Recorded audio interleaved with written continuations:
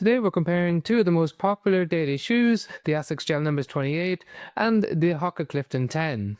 Now on paper they look incredibly similar in terms of stack height and weight, but actually they feel completely different underfoot.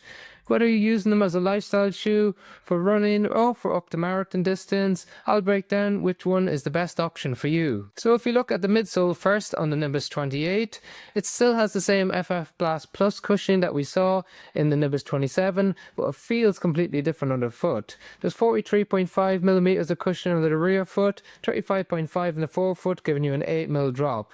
There's a similar 8mm drop in the Clifton, but it has 42 mils in the rear foot and 34 in the forefoot. So just 1.5mm difference overall. And while it still has a CM EVA cushioning, it's much softer than what we saw in the Clifton 9. So you sink into a lot more pillow-like feel, rather than the very responsive workhorse feel that we felt in the Clifton 9. In contrast to that, in the Nimbus 28, it says it's the same midsole as the 27, but it's much stiffer, much firmer, and much more responsive. Now that's partly got to do with a likely change in the midsole blend, but also the geometry of the shoe.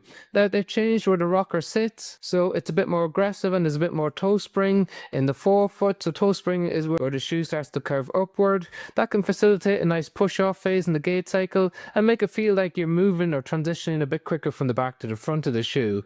In terms of medical conditions, that also means that it holds your foot in slight extension. So if you're someone who has mobility problems, arthritis or hallux rigidus, that extra toe spring combined with the stiffness in the forefoot can be really beneficial for you, as it helps to reduce the amount of extension required. In contrast to that, we've got a more flexible option in the Clifton 10. It does still provide some protection, but because it's a little bit narrower on top of the shoe, it's a bit more tapered. It doesn't give that space that's required to allow your toes to splay. It comes in a wide option as well, and we've got a slightly better fit on the Nimbus 28, and it also comes in a wide version. When we look at the stability features of these shoes, well, we can look at the Clifton 10, and because of the softness in the cushioning, and although it has large sidewalls on the outside and inside of the heel and nice sole flare, that's where the sole comes out wider than where your foot sits in the shoe, it's still a classic neutral shoe. In contrast to that, we've classified the Nimbus 28 moving towards a more stable neutral shoe. That's because the cushioning's a little bit firmer. It also has large sidewalls around the heel, but it has a much stiffer heel counter, which wraps around your ankle, helps to control those pronation moments, whereas we've got a lot more flexibility in there in the Clifton 10. So classic neutral versus a stable neutral. Underneath the shoes, we've got plenty of coverage on outsole rubber, and we've got a broad base of support to help keep you centered in the shoe. And then on top of the shoe, we've completely contrasting tongues, very thin and gusseted on the Asics, much more padded on the Clifton, loads of padding around the heel cup with an external pull-on tab on the Nimbus 28, a bit more thinner on the Clifton 10, and because you've got the slight groove within the Clifton 10, it can be a bit more agreeable for people who have Haglund's deformity, as you're less likely to get friction rubbing off the back of your ankle. And this is more of a true 8mm drop. When we look at runrepeat.com and they looked at the actual drop of the Nimbus 28, they measured 5mm versus what's advertised by the brand of 8mm drop. So more like a 5mm drop, and it feels like that when you're moving in it. But before we talk about how it feels like when you're running, just as a lifestyle shoe, they're both excellent options. You're getting a stiffer, firmer feel in the Nimbus 28.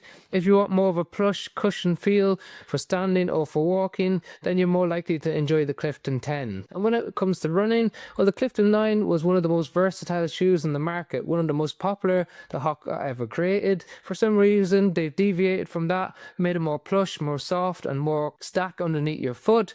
Therefore, it's a good shoe for easy miles, recovery miles, and those longer runs. However, it can't do those up-tempo workouts that we saw in the Clifton 9.